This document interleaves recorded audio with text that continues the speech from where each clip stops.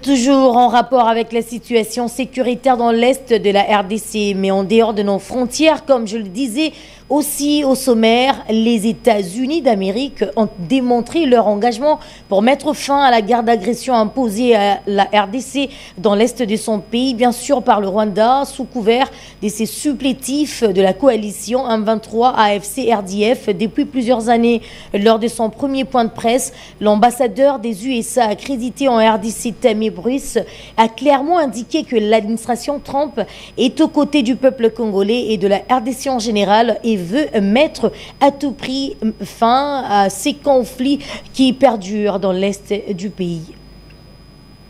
Lors de son premier point de presse, l'ambassadeur des USA en RDC, Tammy Bruce, a clairement indiqué que l'administration Trump est aux côtés du peuple congolais et de la RDC et veut à tout prix mettre fin au conflit dans l'Est du pays. Nous soutenons fermement le peuple congolais ainsi que la souveraineté et l'intégrité territoriale de la RDC. Je peux dire que lors de ces appels avec les deux présidents, le secrétaire d'État Rubio a insisté sur un cessez-le-feu immédiat dans la région, sur l'obligation de rendre compte des abus et des violations de droits de l'homme et sur le respect par toutes les parties de la souveraineté et de l'intégrité territoriale, a-t-il déclaré que nous espérons que les dirigeants reviendront au processus de Luanda et au processus de Nairobi dirigé par l'Angola et qu'ils prendront des mesures pour résoudre tant soit peu les conflits.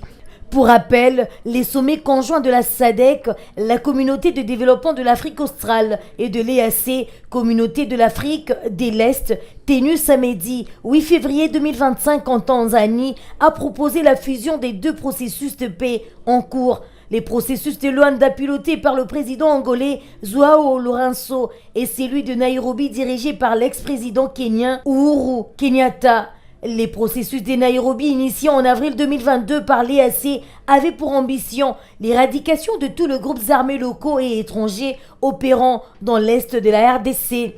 De l'autre côté, les processus de Luanda lancés le 23 novembre 2022 lors d'un sommet organisé en Angola visait principalement la désescalade des tensions entre la RDC et le Rwanda ainsi que la résolution de la crise sécuritaire dans l'Est du pays, notamment en lien avec la rébellion du M23, l'annulation le 15 décembre 2024 du sommet tripartite RDC-Rwanda-Angola qui devait aboutir à la signature d'un accord de paix entre Kinshasa et Kigali a été perçu par beaucoup comme échec de ces processus.